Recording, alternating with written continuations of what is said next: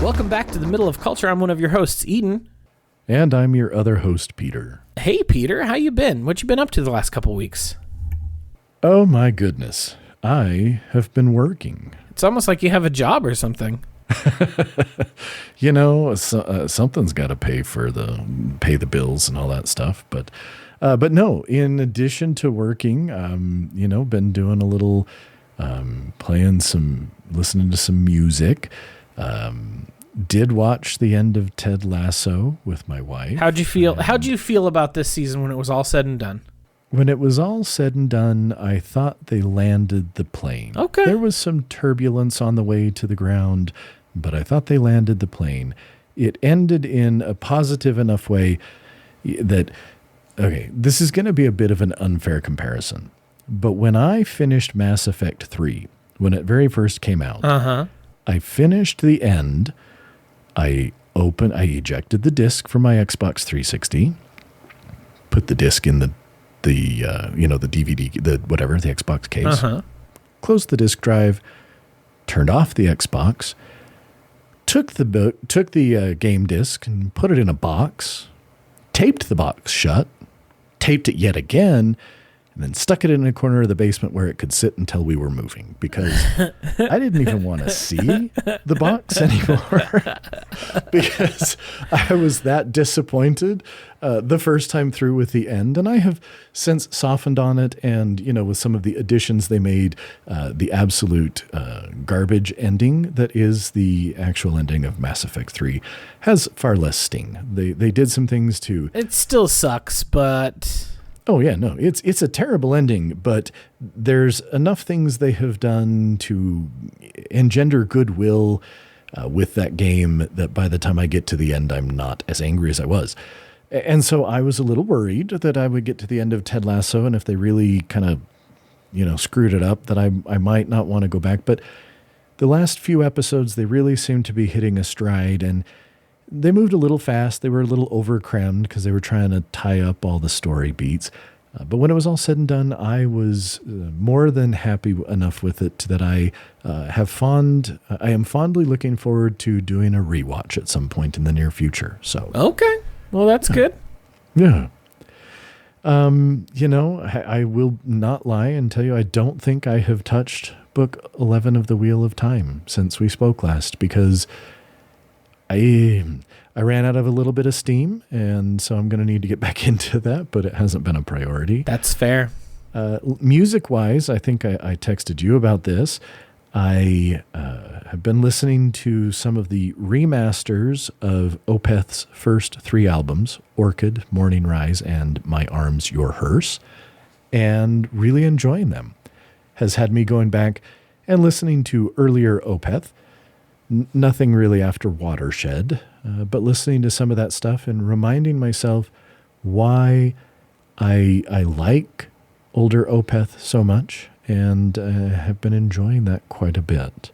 And then I think the final thing I want to mention is I have been playing the hell out of Diablo 4 and really enjoying it.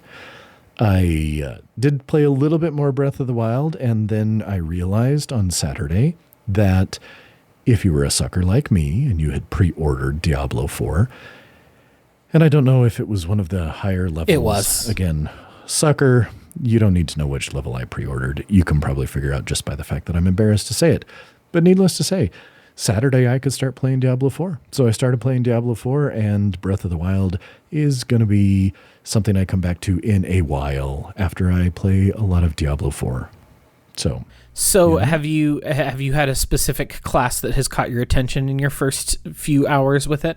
I started off as a sorcerer because I really love the sorcerer class in Diablo 3.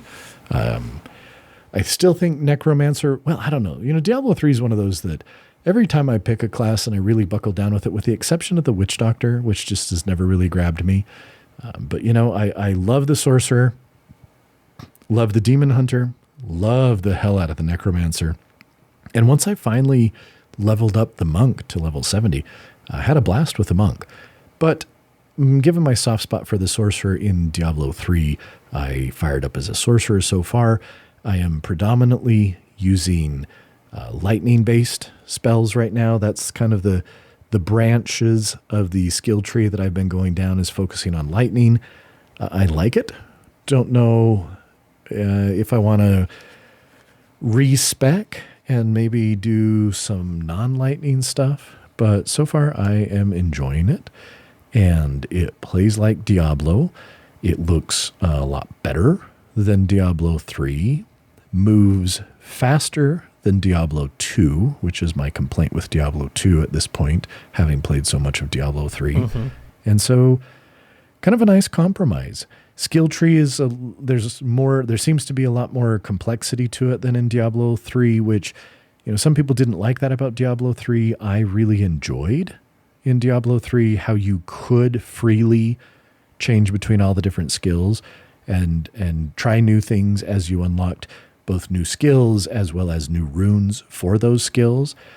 There wasn't a ton of real depth to it, but I liked a lot the ability to just try something else out. And if you picked up a piece of gear that gave either a bonus to or enhanced one of the abilities, then going, hey, all right, this makes this better. Let's try it out now and see.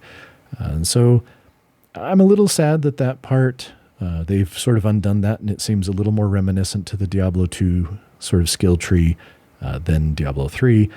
But I'm having a good time so far, and it's just kind of fun to have more Diablo.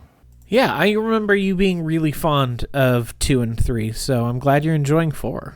I am. I'm having a good time, and I haven't had any weird, long queues or times to wait when logging in. Oh, that's nice. I've been able to get in fairly quick. And it is interesting. I mean, it's not that interesting, but it definitely feels like they've sort of MMO-ified Diablo 3, because you're just going to see player characters running around all the time. Oh, word? And yeah, and there will be random world events. You'll see kind of an orangish circle in an area on your map. And if you run over into that area, there will be an event, and there'll be other people may show up, may not, depending on how many people are on who are in the realm with you and stuff. Sure. And so you kind of have that aspect of it, and then you're running off and you're following all your own side quests or main quests or, particular quests for your class quests, things like that. So it kind of feels a little bit MMO-ish. Sounds I like haven't played a ton. I remember a friend of mine had said that those, especially those like public quests, really felt like a Fate in Final Fantasy XIV, where there's like, okay, here's this timed thing. It's up for 15 minutes. There's this list of things that need to happen, and you can do it by yourself. It ain't going to be super easy if you're doing it solo. It's a lot easier if more people come. Yeah. Yeah. Interesting. So again, fun to have a new game. Because I am generally someone who ends up playing a game a while after it's released, when it's sort of, moved through the zeitgeist already and things are settling. It's kind of fun to be part of it and getting into something that is new, because that's not usually how I do it. So yeah, that's kind of what I've been up to. What about you? Nice. How you been doing? What you been up to? Yeah, I have a few things to mention. So I have been listening to this album by a duo of musicians. They go by the name of Vega Trails. And it is a duo that is bassist Milo Fitzpatrick and saxophonist Jordan Smart. And so it's kind of jazz or post-jazz, minimalist jazz. And they have one album out is all, unfortunately. It's called Tremors in the Static, and it is really, really good. I have been listening to it while going to sleep the last few days, like the last couple of weeks. And it's really good and like thoughtful jazz. It's not just like noodly or meadly. It's really melodic and really thoughtful and builds a lot on motifs, and I am really impressed with it. I'm really, really enjoying it, and I hope to have new music from them, hopefully not too long from now, because it came out last year. Hopefully they'll do another one soon. But I've been really enjoying it. Nice. I read a novel that's worth mentioning in the last couple of weeks. It is called Shadow of Gorgon by Celine Tang, which is a nom de plume of a duo of authors who I am friends with on social media, one of which who we've talked about on this podcast, Benjamin Trudenkiao. And this is set in the same world as the Maria Ying books, Grace of Sorcerers and Might of Monsters, which I talked about previously on this podcast. Grace of Sorcerers was my favorite book I read last year. I think it's really incredible. And so this is set in that same universe, but she is now co-writing with a different author. And it gives the book a very different feel, which is fun. But it is about this, basically, this woman is the mystically, it's like urban fantasy. And so this woman is the mystically created doppelganger of the world's greatest mercenary commander.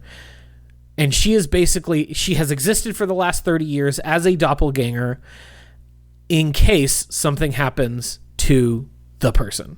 And has been like, okay, sent on missions and pretended to be the main person, but like she was basically there as backup in case the person died. And the book starts with the original dying. And so the doppelganger being activated and being like, okay, you're her now. So you need to figure out who killed me and keep running my company and slot in with my 2 wives and like figure this out. And she's like, but what if I don't want to do that? And so it's an interesting tension with that. And then like an underling who has like become totally smitten with her and has like kind of a schoolgirl crush on her, which gets her involved in the drama of the story because she's kind of chasing around this ruthless mercenary general like a puppy dog with big eyes. It's really fun. It's a really fast read. I had a really great time. It sort of ends on a cliffhanger, which kind of pissed me off, but I know that they're working on the sequel right now, so I know it won't be too long before we have a sequel, which will be fun. But I really enjoyed it. It was really fun. The co-author, Emily, I can't think of her last name. This is the first book she's ever written. And I think it's really great that an established author will team up with these other authors who have not had a chance to publish their work before and kind of that is cool. Bring them into the industry, which is cool. I really enjoyed it. Can't wait to read the second. And then I have been playing a little bit of video games, which I want to mention. Firstly, I played all of Forspoken. I finally bit the bullet. It was on sale for half off because of Sony's Days of Play. And so I finally bought Forspoken. And you know what? Unfairly maligned video game. You know, I have purchased it on Steam, and just because my gut was telling me that. I don't know why, but my gut told me in a similar way to some things that we discussed before we started recording, say Mass Effect Andromeda. Great game? No. But unfairly bashed? Absolutely. So I've bought it, and I'm pissed because I've tried to play it on 2 different computers, and I keep getting different errors on start, and it won't. Oh, that really sucks. I'm pissed. That really sucks. I hope you figure it out because I played it on PlayStation, like I said, because that's where it was on sale. I never had any errors whatsoever. When did you try playing it? Because I know they put out a big like stability patch just a few weeks ago. I don't know. It's been a few weeks. It's been a couple weeks, but it hasn't been too long. Well, I really enjoyed it. I had a very fun time. I see where the complaints come from. Like, I understand why people were like, I don't like this game. But I think a lot of it comes down to racism and misogyny because it is a black female main character. And so many things in life and in video games, racism and misogyny. Yeah, I think that a lot of the backlash comes down to racism and misogyny because it is a far better game than the vitriolic lashing out would have you believe. The thing is, it is a blast to move in the game. You have just ridiculous traversal powers in this game. You eventually, it takes a couple hours to unlock them. It has kind of a slow start. I'll be the first to say that. It starts a little slowly. You got to give it 2 or 3 hours before you start getting the cool parkour powers. But once you do, it's extremely fun to move around in the world. I didn't love combat. The spells were not, that's not true. Once I got the fire sword and I was like, oh, I can play it melee now? Great. I love to play melee. Sure. I'll take melee over ranged attacks any day. Great. Give me the flaming sword. So that kind of unlocked combat for me in a lot of ways. Unless there were enemies that were particularly resistant to fire, then I would swap to the water magic or whatever. But if I could, I was just like, I'm going to use my large flaming sword and beat them to death with it. But the traversal is so cool because you have these wild parkour abilities, and it's really, really, really fun. And nice. The protagonist really grew on me. Like, I see why people didn't like maybe the way that the dialogue was written. I thought that there were a few parts that were a little cringy, but a lot of it was really believable. A lot of it was like Frey, the main character, talked like a 20-something and like from New York, and that's what she sounded like, and that's Sure. what she talked like. So yeah, she said the F-bomb more than I think I've ever heard in a video game. Because that's who she is, and that's how she speaks, and it works. Because this is like an isekai story. She gets like transported through a portal into another world, and she's like, what the fuck? And like, I get it. I would probably be saying the same things. But yeah, I really liked it. I had a really good time, and it's not that long. I think I spent 18, 19 hours total playing it, and I did not all, but most of the side content. I went around and I unlocked every cat I could find, all of the cat familiars. So every time I would go to a church to rest up, I would have like 7 little cats floating around and coming to snuggle with me while I go to sleep. So like, I did the cool things. I did what needed to happen. But I think it's a really fun game. And so if you can get it to work, do it. I think it was really fun. Good to know that it's worth making it work. The other things I want to mention are just interesting in that they relate to games that are kind of games that I play frequently and have been playing for years in both of these cases. First off is the very interesting news that BioWare is shifting development and maintenance of Star Wars The Old Republic to a different publisher. Huh. They're going to shift maintenance of the game to Broadsword Entertainment, which is basically a studio where they ship old MMOs off to just be in maintenance mode, where people are like, we'll still pay to play this game. I know you're not releasing anything new for it, but we'll still pay to play it. So like Ultima Online and Dark Age of Camelot are the 2 that they're currently supporting. So like, those are blasts from the past. yeah, right. People still pay to play those games, dude. Good for them. They enjoy it. That's great. Exactly. I mean, I was looking at this MMO population website, which is a lot of it is guesswork, but it said that the most popular played MMO right now is old school RuneScape. What? What? Why would anyone play old school? That game sucks so much.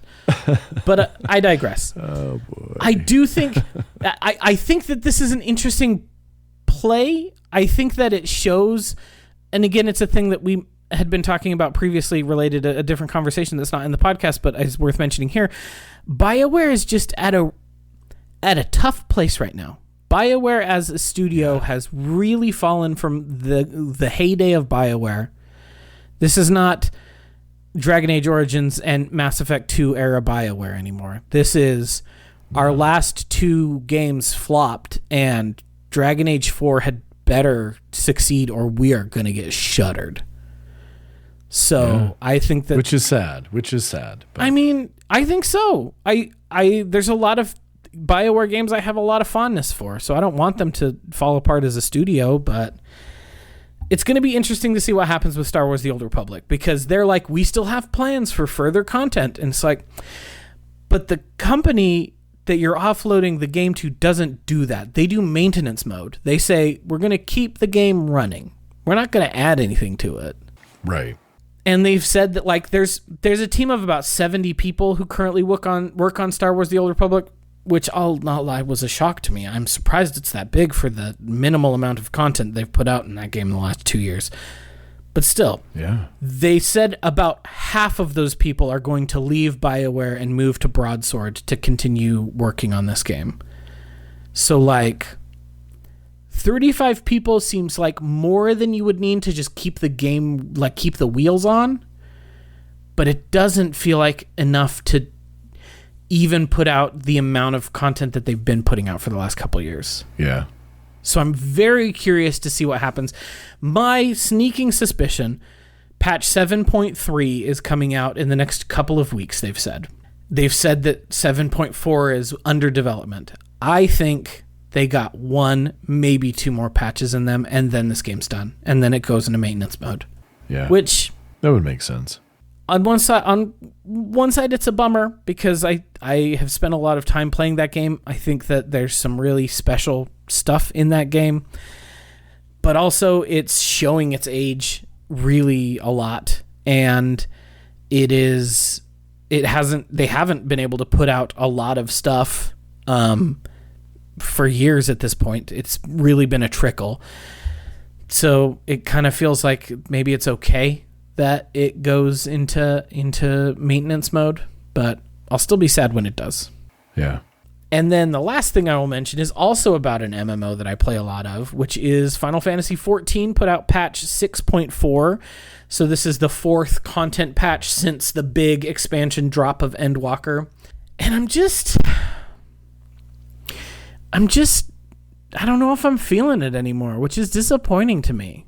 Because like the thing is, when Endwalker dropped 2 Decembers ago now, December 2021 is when Endwalker came out. Uh-huh. When I played it at first, I played it at launch, I remember feeling pretty fondly towards it. But the more time I had like separated from it, the less I've liked it. And when I replayed it using New Game Plus, there were parts of it that I thought were pretty okay, but a lot of it I really didn't like very much. And if you were to ask me today, I would say that Endwalker is the weakest of the expansions. Okay. And I think it's because Endwalker did what Avengers Endgame did, where it was like, we're going to tie up all the loose ends. We're going to give you every bit of fan service you can imagine. And there are people for whom that really works. Avengers Endgame is wildly popular. People still talk about how much they loved seeing Avengers Endgame. And there are people for whom that type of fan service simply doesn't land. And I find myself in that latter camp. I think Avengers Endgame kind of sucked. And I really hated watching it. I thought that, joking Captain America saying his own ass is great. Haha. Oh, Captain America finally picking up Thor's hammer. Oh, here's all of the women superheroes in one frame together. Like, every one of those made me pissed off. They didn't make me cheer the way that it did so many other people. And Endwalker does the same sort of stuff where, like, if you're bought in and you like these characters a lot and you just want to see them do cool stuff, then you're like, yeah, Endwalker's so great. Emmett Selk came back and he died in the last game and should have, like, it's time travel would be nonsense is why we can spend time with Emmett Selk again. It's so great to see him again. Whereas I'm like, I fucking hated that guy, and I was so glad when I put him in the ground at the end of 5.0, and now you're making me hang out with him again for 3 out of 10 of these levels of this expansion? I want to die right now. So it was just... I feel really like Endwalker kind of sucks, which is a bummer, because, like, it's following up a pretty dang good one. Shadowbringers was a pretty dang good expansion, and I think Shadowbringers is worse because of the ways that Endwalker built on it. But it wrapped up the big story. So it was like, okay, 6.0, the big story is wrapped up. And they were like, okay, in the patches, 6.1 to 6.5, we're going to tell a new small story. And then at the very end, set up whatever is happening in the next big expansion, 7.0. And I just have not really enjoyed this new story either. A lot of it is tying into fan service about Final Fantasy IV, which is not one of the Final Fantasies I've played. So, like, I don't feel fondness towards Golbez or Barbariccia or Rubicante because I've never played the game that they're in. So it's not getting me on that, yo, it's Cognasso. Because I'm like, who the hell is Cognasso? I don't give a fuck about Cognasso. I don't know this. I do not know this man. I do not know him. So it's kind of lost me there. And then I thought to myself, okay, hopefully the raids are good. Because in each of the major expansions, there's been a trial series, which is like big boss fights, and like story wrapped up in the big optional boss fights, a normal raid series, which is again a series of boss fights that build on one another and tell a story, and then the alliance raids, which are the big 24-man fights, which are just wild because you got 24 player characters there at a time, and it gets pretty hectic and fun. I usually like those. I'm sure. And first off, they're not doing an optional trial series in this one because they're like, oh, we're going to have all of the trials be in the main game. So there won't be this whole side story that you usually get that are some of the more fun side story stuff that you'll get in the patches. It'll be part of the main game. And it's like, okay, I wish there was an optional trial series, but okay. But then I haven't liked the stories of either of the raids either. Like, one of the normal raid has been tied up in all of the Ancients and the Asians stuff, and I don't care about that. I was just bitching about how much I hated those 3 levels out of the 10 that I spent in the past hanging out with the Ancients. I hate these fools. I'm glad they're all dead. And you make me go back in time and have to deal with them again? No, I don't want to deal with these fools. Yeah. And then the Alliance raid is, oh, hey, you know how this game is all about how gods aren't real and they're just manifestations of the desires of the people who summon them? And so you specifically, as the Warrior of Light, have spent the last 5 parts of this game just killing every god you see, just walking up to every god and being like, you, me, let's go, and then killing them. Like, that's what you do. That is what the Warrior of Light does. You show up, you see a god, and you say, oops, no god. And the expansion, the Alliance raid in this expansion is about, well, those Beastmen gods you've been killing for these last 5 base game and 4 expansions, they're not real gods. But the 12 gods that the regular people pray to, they're real. They're like real gods. Even though that doesn't fit in the cosmology of this universe at all, these 12 guys, they're real and they're like really gods. So it's cool that we pray to them. So you're going to go fight them to prove that you're cool, but you're not going to kill them because you're going to pal around with them afterwards because they're real gods. Oh. And I'm like, no. I kill gods. That's what my character does. Since 2013, the main point of the Warrior of Light has been, oops, there's no gods anymore because I killed them. And now you're telling me, well, you'll just have a little sparring match with these gods and then be friends with them afterwards. No, I want to kill them. I want to kill these gods. So, I'm really hoping... interesting. I'm really hoping that when FanFest happens next month, we'll get some information about the next big expansion. I'm hoping it reignites my interest in the game because I'm just kind of like feeling a little burnt out on it. And it's kind of a shame because it's the game I've played the most in the world. I was going to say, I know you love that game. And I still, and I still do, but it's hard for me to want to play it that much, which is why I've been playing so many other stuff, which is why every 2 weeks I'm like, I played 6 games in the last 2 weeks because I haven't been that invested in playing Final Fantasy XIV because I haven't liked the story they've been doing for the last little bit. So sure, that makes sense. I hope for your sake they kind of get it. Yeah, I hope they get it together too. I hope they get it together. I hope they start doing a story that I will like again. If they decide in 7.0 to go to the quote-unquote new world, which is where that game gets the most unfortunately racist, I will be done, I think, playing that game. So, we'll see. We'll see what happens. But anyway, for our main event tonight, we are going to talk about a movie in preparation to talk about another movie in a couple of weeks. Tonight we are going to... And in part that is because I was not able to make it to see the movie that we were originally going to talk about. So I called an audible, and here we are. But also in part because it rules, and we should talk about why it rules. We will. And the movie we're going to be talking about today is Spider-Man Into the Spider-Verse. I think we probably both saw it when it first came out. We did? Yep. And have both watched it in the last few days. I watched it Saturday morning before I went and saw the sequel, Across the Spider-Verse, which is what we'll be talking about, spoiler, in next episode. And I know that you just recently finished it up again, like half an hour ago. I mean, at this point, it's probably like an hour and 10 minutes ago. But yes. And also, I do want to say, I truly believe that this is only the second time I've seen this movie. A word? I don't think I ever watched it after I saw it the first time. Not because I didn't want to, but because I'm one of those people for whom watching a movie, it feels to me like a significant investment. Sure. Even when it truly isn't.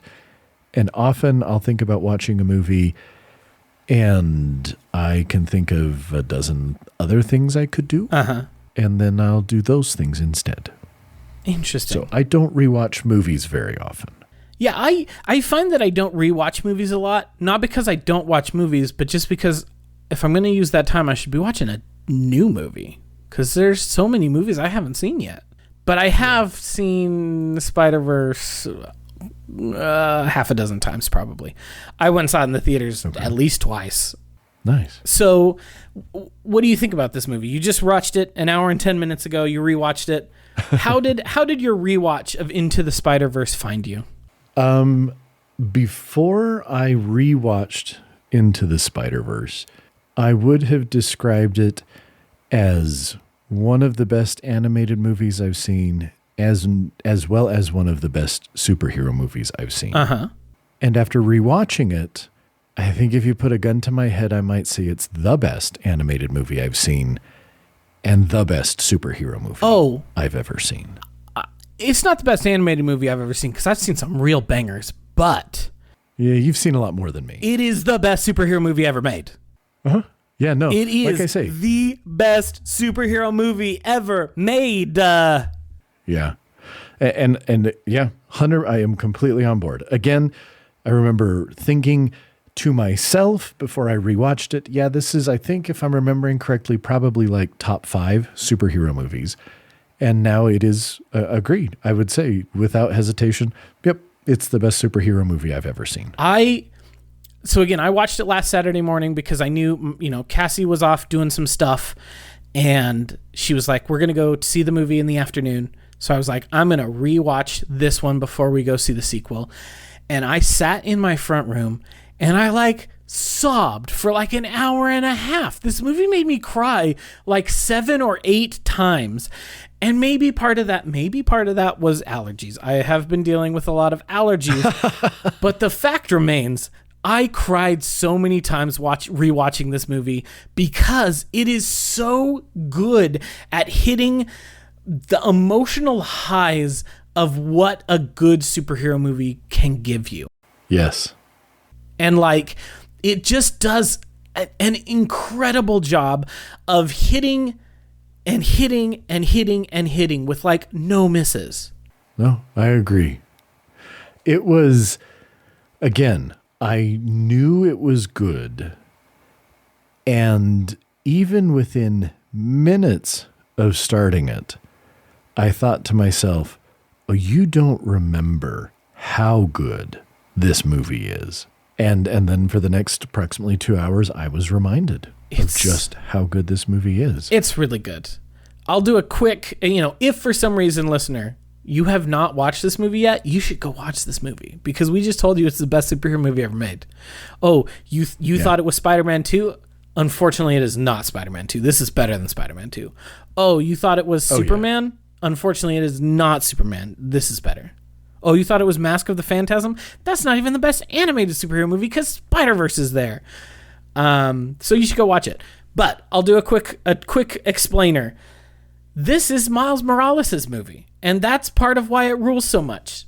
It centers Miles Morales, who is, a kid of, a black cop and a Puerto Rican immigrant mom, and is in high school and trying to figure things out. He's going to a prep school.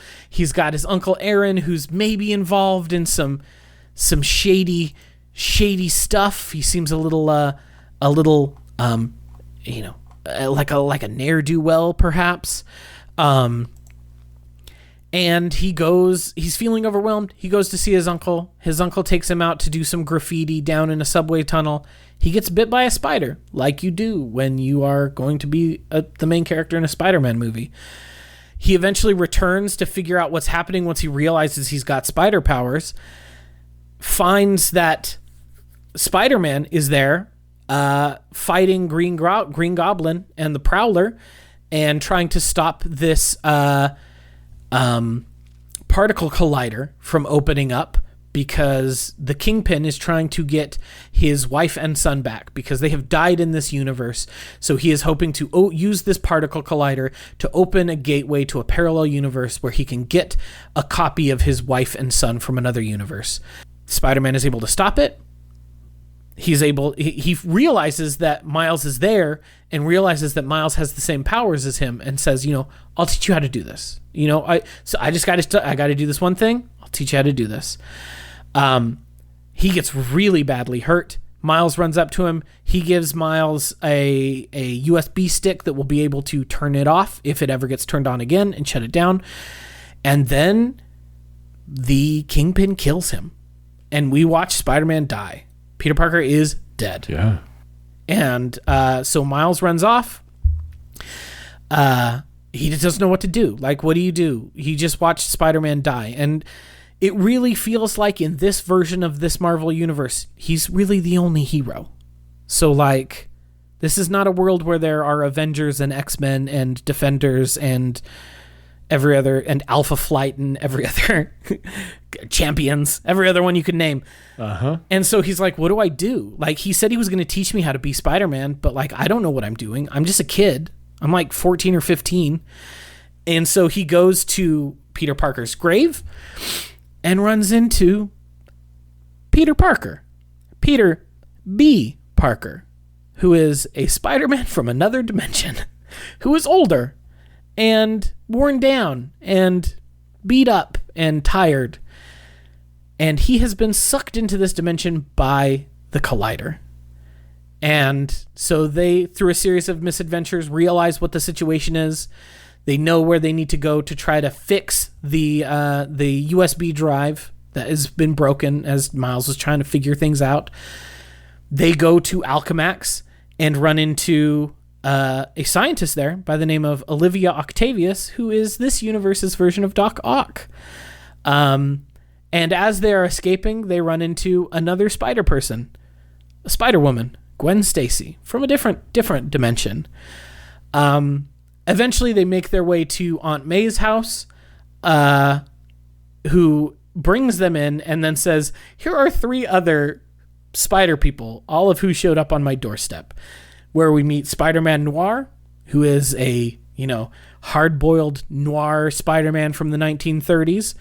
We meet Penny Parker, who is a schoolgirl from 31-something in the future who has a mech in which a spider lives that gives her hacking powers and she can do spider stuff. And Spider-Ham, Peter Porker, the spectacular Spider-Ham, from comics, who are all there. They all meet up. They realize what they need to do to fix the USB drive. They realize that the only way they're going to be able to get everyone home is if one of them stays behind to close the gate with the USB drive. And Miles is like, I can do it. I'm from here, so I can do it. I will disable the collider so you can all go home. But they're like, you don't got it, kid. Maybe you'll have it in the future, but you don't have it yet. You've had these powers for what, a week? Like, we've all been doing it for years, 2 more years. Like, we've been doing this for a long time. You don't have it like us. Miles is hurt by this. He goes to visit his Uncle Aaron, and he realizes his Uncle Aaron is the Prowler, the supervillain, the Prowler. which obviously he is distraught by. So he runs back to Aunt May's house, and he is followed. And the Kingpin and all of his henchmen show up, start destroying the house. They're all fighting. They get away, but as the Prowler catches Miles, he pulls off his mask, and so his uncle also pulls off his mask as he realizes what he was about to do because he's just almost killed him. And then the Kingpin shoots the Prowler trying to shoot Miles, and so he gets killed. And so Miles, has this heart-to-heart with his uncle, gets away as his dad, who is a cop, gets, radioed in and sees a spider person fleeing from his brother's dead body, thinking that maybe he did it. And, Miles is just falling apart. He's devastated by all this. The other spiders show up to basically say goodbye to him.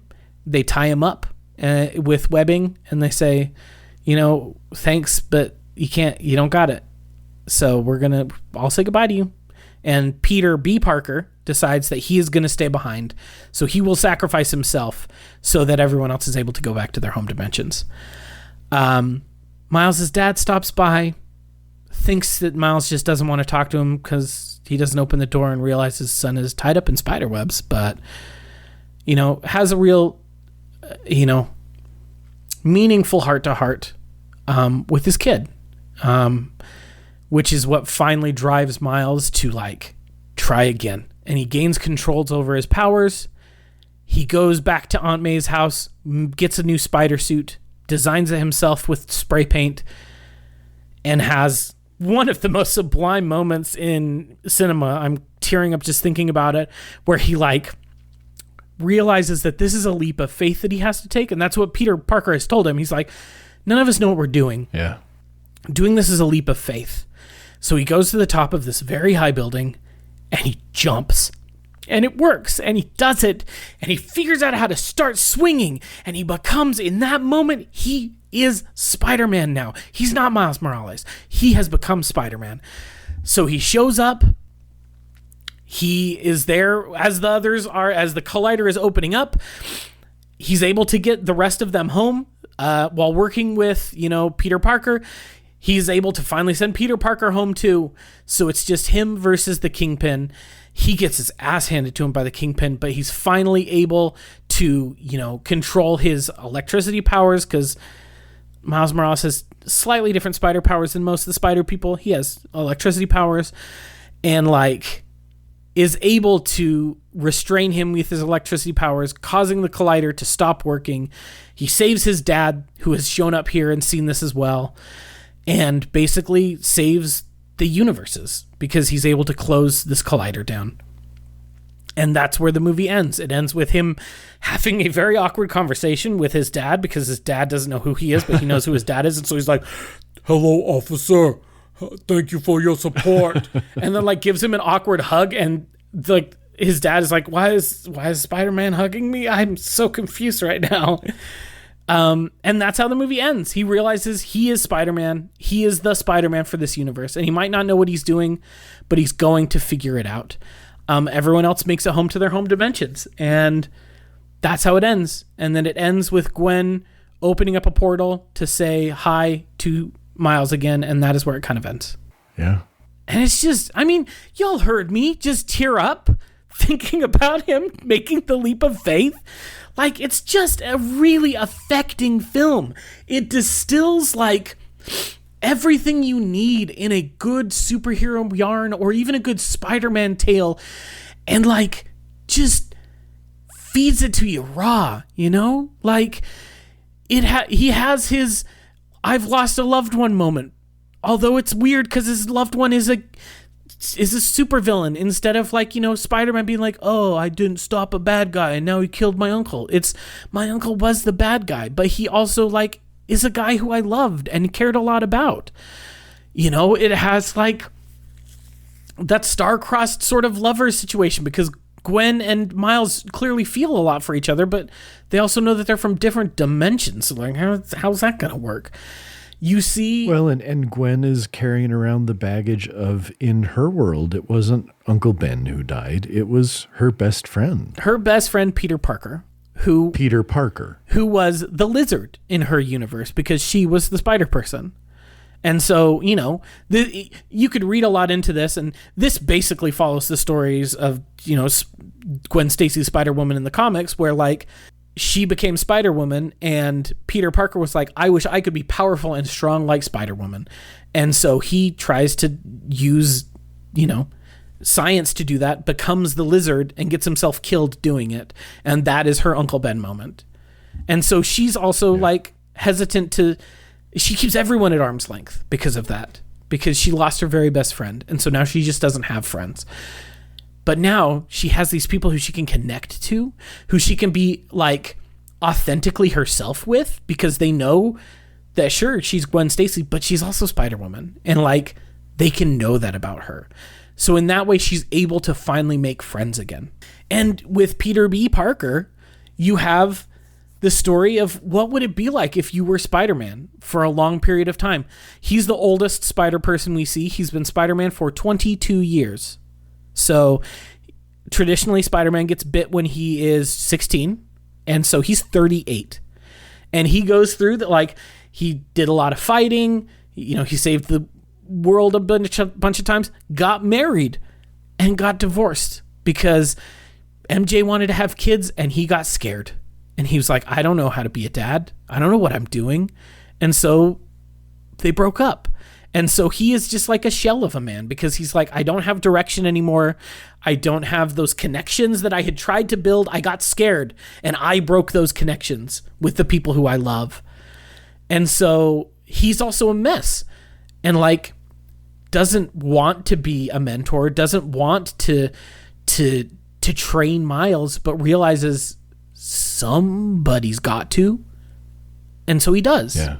And it makes it, there's this point where, like, he's fighting with Miles and, like, Miles is doing great. And he's like, you're doing so good. Oh my God, do I want to have kids? And, like, he has this realization that, like, maybe I could do this. It is scary. It's scary. I'm sure you can relate to this. It's scary to become a parent. But, like, oh my gosh, yes. Maybe I'm just going to do it anyway. And that's what he feels like in that. And that's how he feels in that moment. He has that moment of lucidity of, like, and I think it helps that, like, you know, there's, like, a charity dinner to raise money for something and celebrating the dead Peter Parker of this dimension. And they sneak in their Spider-Man outfits because all of the waiters are wearing Spider-Man masks, which is a bit uncouth, but whatever. And he sees this universe's version of MJ, and he's just like, I'm so sorry that I couldn't be there for you. And she's like, why is this waiter being fucking weird? But he's like, he sees her and is like, I need to make things right with my MJ. And that's exactly what he does. You see in the, like, the you know, montage at the end of him showing up on her doorstep with flowers and, like, I'm going to try this again. And see if we can't figure it out this time. Our other three spider people are largely there more for comic effect than they are for, like, deep emotional connections, which is okay. They're there. They're funny. They all have. Yeah. One of the things that is not that is worth mentioning about this movie is that disparate art styles abound in this film. Every different universe has a different art style. And that art style is maintained when they go to a different universe. So Spider-Man Noir is in black and white because he's from a universe that's black and white. So even though... And his jacket is always billowing in the wind because where he goes, so goes the wind. Yeah. So he's always, like, looking incredible and like a menacing noir hero. And that's awesome. And, you know, Penny looks like she's from a weird anime. Because she's got big anime eyes and like talks like she's like, hi, I'm from an anime world. And again, Peter Porker, the Spectacular Spider-Ham, is a spider who got bit by a radioactive pig. And so, which again, I love. You know, I know what it is, and every time you just have to say it out loud and you laugh at it. Yes. I love that they frame it that way. That as they're doing the big montage, one of the things that this movie does that is really incredible framing is that every time a new Spider person is like introduced, they say, okay, let's do this one last time. And then there's a stack of comic books and a new issue of a new comic book flops on top of the stack of comics that is like the debut issue for that person, and then opens up and they tell their like origin story. And it's like, my name's Gwen Stacy. When I was 15, I got bit by a spider, and for the last 2 years, I've been my universe's one and only Spider-Woman. And like each of them have that. And then when they do a montage for Spider-Man Noir, Penny Parker, and Spider-Ham, that's when, like, while the other two are like, I was bitten by a radioactive spider, he's like, I was a spider who was bitten by a radioactive ham. And it's like, okay. Like, he can pull anvils and hammers from a thing that the next movie eventually calls Hammer Space, which is the weird side dimensions where comedic characters can just pull out things like that. Of course he's a Looney Tunes character. Of course he can just pull an anvil from his pants pocket. Even though he's in a world that's not like that. Like, Miles can't do that. Miles' world is a lot more grounded in reality, but he's from a reality that can do that, so he can do that. Yeah. I think, I love the way in which they reinvent so many of the familiar Spider-Man villains in this version of Miles' universe. In this one, it's not Otto Octavius, it's Olivia Octavius, and she is Dr. Octopus. She doesn't use metal claws. She uses these like weird, like, they look like this kind of polymer tubes that like can extend and then like tighten up, and it's a really interesting way to attach. How does a person hide 4 mechanical arms underneath their, like, Alfred Molina did it by wearing a very large jacket and looking extremely wide in Spider-Man 2. She does it by like, these can like really retract because they're this polymer. They're not, metal. The Scorpion is there in a way that we've never seen the Scorpion. You see Tombstone's there just being Tombstone. Like, he doesn't do anything different than just be a dude who's gray, but he's there, and you're like, hey, it's Tombstone. Spider-Man villain Tombstone. Everybody loves him. The Kingpin is like the size of a bus. I love when he gets out of like the SUV or whatever, and you're like, he's bigger than that. How did he fit inside of that? Yeah, I mean, he's doing some dimensional portal stuff inside the car as well. I don't know how else he could do it. But yeah, it's just a really special movie, and it just, like, the emotional scenes with his parents, especially with his dad. You don't get enough of his mom in this movie, but there's only so much time. But you do get a few really good moments with his dad. I am, however, looking at the Wikipedia page for Into the Spider-Verse has a glaring error on it, which is thankfully a thing that they changed for this movie. Do you know what Miles Morales' dad is named in the comic books? No. Jefferson Davis. Okay. And that's what the credit says is his name in this one too. Does it? It shouldn't. Yeah. His name should be Jeff Morales. Why would you name him Jefferson Davis? Why, guys? Why would you name your black dad after the president of the Confederate States of America, you dipsticks? Right. Anyway, I think his name should be Jeff Morales, which I'm pretty sure it is in the other movies. So I don't know where they changed their mind between this one and the next one, but his name is Jeff Morales in the next movie. Interesting. As well it should be. That's a much better name. Yeah.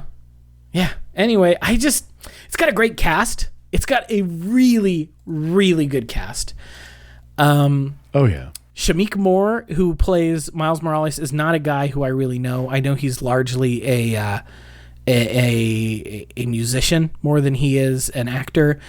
He'd been in a couple things before this, but he does a really great job. Jake Johnson is Peter B. Parker, which I think is great. And I also love that that's not who is Peter Parker in Miles's universe. That's Chris Pine, Correct. baby. Chris Pine plays Miles's far more together Spider-Man Peter Parker than the mess up Peter Parker we get from a different dimension. You've got Haley Steinfeld as Gwen Stacy. She's always great. I always love to see Haley Steinfeld in anything. You know, perennial favorite of our podcast. Kate Bishop herself. You know, I'm going to just say, I don't really know that much about Haley Steinfeld other than like this and again in Hawkeye. And I freaking love her. She's great. She's great. She's great. She sells Bumblebee. You got to see Bumblebee. Again, she sells I haven't seen her in a bunch of other stuff, but she's, and I've heard that. I've heard that it's good because of her, but like, seriously, I don't know. Like, she's one of those who, I was very pleased, and she does such a good job in this. And, the cast is great. She played Emily Dickinson in the Apple TV show Dickinson, which I've heard is extremely good and gets extremely gay in the 3rd season. So I should see it, but I haven't gotten around to it yet because who has an Apple Plus subscription? Hey, shut up. Look, we make our choices. Some of us have subscriptions to Crunchyroll, and some of us have subscriptions to Apple TV so they can watch Ted Lasso. No. Let me explain briefly. I have a subscription to Apple TV because I am paying for Apple TV so I'm paying for Apple Music for everybody in the family. So there's $15. Because I have 6 people on that iCloud, I've got to pay for extra iCloud storage to get enough for everybody. That would be $9.99 a month. So we're now at $25. I like being able to have Apple Arcade because if Gareth wants to play games on his phone, I can just be like, dude, just get it from Apple Arcade. And I know there's never going to be scams. There's not going to be any in-app purchases. Sure. It's a great way to find new games. That's $5. So I'm at $30 right now. Now, if I just pay $30, I get all of those plus Apple News Plus and Apple TV Plus and all the iCloud Plus whatever stuff that's like iCloud Private Relay and this and the other. So for what I was paying before they released the Apple One bundle, I was paying more a month. And so now I pay the $30 a month to get all of that stuff, and it includes Apple TV. And so that's why I have Apple TV. I wouldn't pay for Apple TV alone, although I do think they have some really good things on there. I've started watching Shrinking now that Ted Lasso is done, and Harrison Ford is a delightful curmudgeon in that show. Sure. And so there's good stuff on there. Anyway, I've heard that's good. I've heard Severance is very good. I've heard Dickinson is very good. I loved Mythic Quest. I thought Mythic Quest was awesome. I've heard that's good too. Also Haley Steinfeld was in the True Grit remake, which was better than you would have thought. But it is a Coen Brothers movie, so I guess you should have thought it was going to be good because they usually make good movies. But I was like, remaking True Grit? The remake is better than the original. Well, so I guess let's get back on track, because one of the really interesting things that I liked about how this movie approached this is I think there are a lot of reasons why Spider-Man is a favorite superhero for so many people. Uh-huh. And there are a lot of reasons why Spider-Man was my favorite superhero growing up. Superman was at first. And then I think honestly, as I grew a little bit, Spider-Man becomes the favorite because Superman is too everything. Superman is too good. He's too strong. He's too perfect. He's not flawed. And Spider-Man, I feel, has always been such a compelling character in comics because he is such a deeply flawed character. And the Spider-Man of our main universe, the Chris Pine Spider-Man, is not that. No, he's not.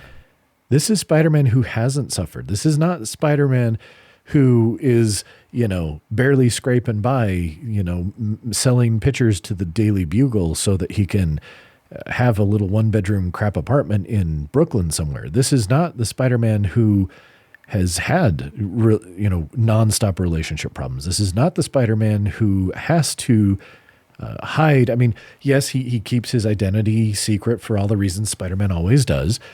But this is Spider-Man who is kind of on top of the world. Yeah. He's got it all. He's really a celebrity. is. Everybody loves him. He's got a great family. He's got this, that, and the other.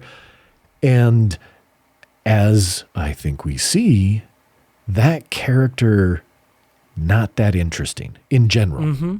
And so by bringing in Peter B. Parker, like, look, I identify with Peter B. Parker.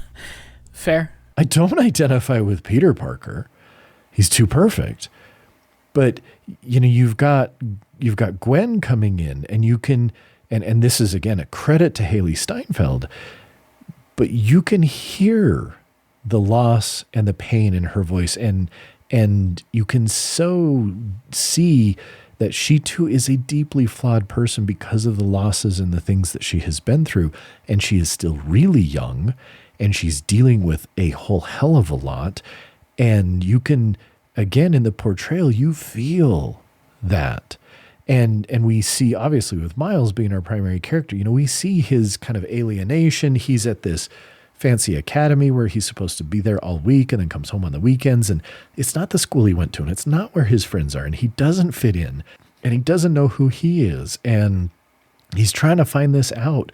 And he's got his dad on the one side who loves him, but is the police officer and is the, I hate Spider-Man because, us police, we're doing this, and he's out there. And then you've got his Uncle Aaron who understands him at least to some degree a little bit better, and where Miles feels he can be himself around Uncle Aaron. And then, just especially those main kind of 3 spider people. But not even that. You've got Wilson Fisk who they don't go into it in super detail because they don't need to, because they do such an effective job in these little snippets and scenes of you understanding who he was, and that his wife and his son saw him about ready to kill Spider-Man and abandoned him. Mm-hmm. In understanding who he truly was, they have abandoned him. And so now we have Wilson Fisk, who is a broken man, because the 2 people in his life that you get the impression that he truly loved and thought that they truly loved him have abandoned him. Uh-huh. And so, and then die, in a car accident as they're fleeing him. And so they do such a good job of setting up this perfect, amazing, not that interesting Spider-Man, and then using him as this tragic catalyst to bring in these other spider people who we as the audience can find things to relate to. And it humanizes these fantastical characters in just such a masterful way, and in a very economical way. Because there's a lot in this movie. It does not break the 2-hour mark. I think that it's tight. It flows quickly. There's never any time that feels unnecessary or wasted or anything. Like to me, it just felt, watching it tonight, it felt super tight. Yeah. Super, just everything was exactly where it needed to be. And you get these rich stories and these, again, just these flawed characters that make them so much more relatable and enjoyable people, because they're not the Mary Sue or the Gary Stu. Like they feel real, even though this is a fantastical animated world of spider people. Yep. I 100% And agree. it takes a lot. I mean, it takes a lot to make that happen. And that's where, again, I look at this and I go, I think that there have been other superhero movies that have been able to do that to some degree, but I don't think any of them have done it as successfully as this, nor have they done it as humanly, like a true human way to portray these characters. Yeah. And it's amazing because they're not being played. I mean, again, voice actors, I'm kind of rambling, but this right here is a perfect example of the value of voice work, as well as shout out to the people, the Writers Guild and those people who are looking for more fair treatment and pay and things that they deserve, because the writing in this movie is impeccable. It really is. I think I could say it is perfect. I'm watching this today and I'm like, do I have a single negative thing to say? And I don't think I do. Yeah. I'm with you. It's incredible. It's really incredible. And all I will say about the follow-up, which we will talk about in 2 weeks, is that it might not hit the same emotional highs, but it is somehow even more incredible to look at. And like, I had an incredible time watching it. And it is so wild. That's what I'll say about the second one. I'm looking forward to seeing it. It digs into a lot of the things that we have just talked about, things we liked about this movie. And I'm going to go see it a second time before we talk about it. That's the nice thing about us putting off 2 weeks. I will go see this movie a second time because it was great. To the visual aspect of it, I do want to touch on that. And again, I know I haven't seen as many animated movies as you have, but I think the reason why at the end of watching this, I kind of said, I think for me, this might be the best this is the best animated movie I've ever seen, is the way I appreciate when artists utilize their medium to the maximum of its potential. Yeah. And do things with it that can only be done. For me, a perfect example, kind of an aside for this, would be the first Portal game. Okay. Portal tells a cool story in a way that is engaging and could only be conveyed in a way that is anywhere near as engaging because it is a game. Mm-hmm. They lean into the video gaminess of it and use that to their advantage. This team leans into the animated aspect of this. I mean, there are things that you get that at times. It looks like kind of the pointillistic color that you have in old comic books where, if you put up a magnifying glass, you're going to see all the red, green, and, blue dots and that are being used to create the pages. Like there's moments like that. They do fascinating things with the frame rate of the animation of the characters at times. I mean, they just lean into it. And this is just people who are so smart to say, what can we do to better enhance this story with the animation? And like you pointed out, the different worlds have their different animation and their different art styles, and they preserve that even when they're in their other world. Spider-Ham looks like it looks kind of like Sunday Morning Funnies style cartoon, comic strip kind of stuff. Mm-hmm. It's like Porky Pig. It's like Porky Pig dressed up in a spider costume.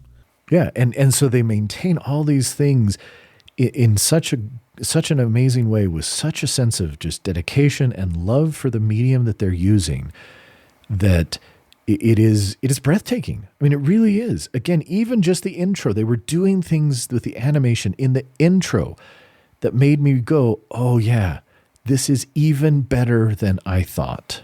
So it is a visual feast.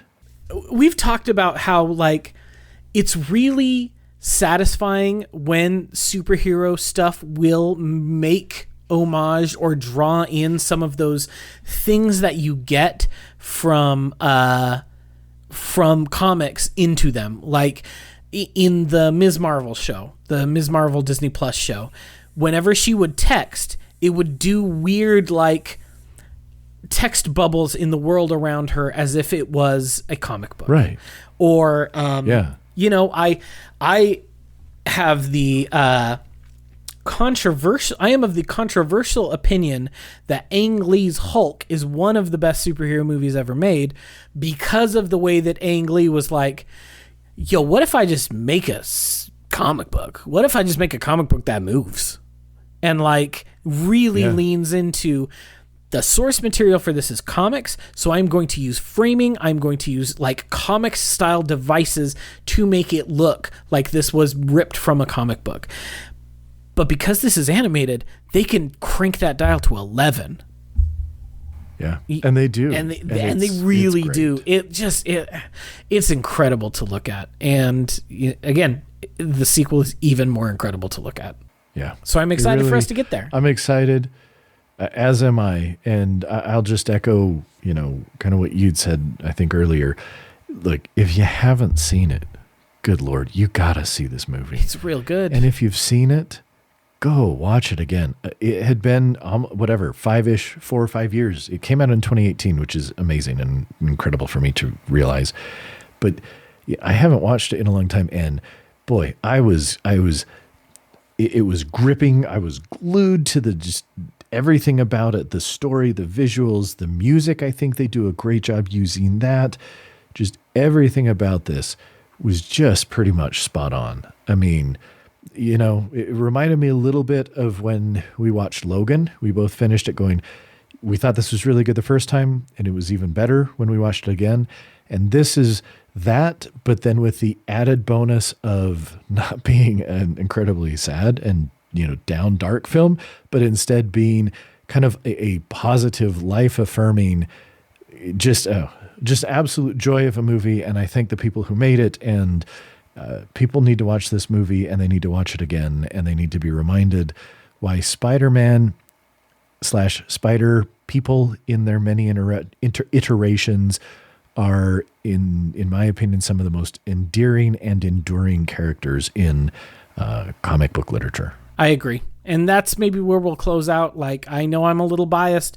Spider-Man is not my favorite superhero. That is She-Hulk, for better or for worse, often for worse, because it's hard to be a She-Hulk fan out there sometimes, because we're not served very well. Spider-Man is served really well because, like... It's true. It's an embarrassment of Spider-Man riches. But that's a great thing to be, because he just, you said earlier, he's relatable in a way that Superman, Batman, Wonder Woman, even Captain America and Iron Man just aren't, because they're all like rich or super powered or perfect. They're even the flawed Marvel characters. I can't relate to Iron Man because I'm not a multi-billionaire, and I can't relate to Captain America because I'm not a fucking soldier. But I can relate to Spider-Man because I have been a poor grad student, and often in the comic book, Spider-Man is a poor graduate student. Yes, we can sympathize. In the Spider-Man, video game, which was great, he was a poor graduate student. In the Spider-Man 2 video game coming out October 20th of this year, he's probably going to still be a poor grad student. Well, and again, it just gets back to what I said earlier, at least in my opinion. Flawed characters are always more interesting. Agreed. Because we are all flawed. We are all broken. And guess what, everybody? This world is so fucked up.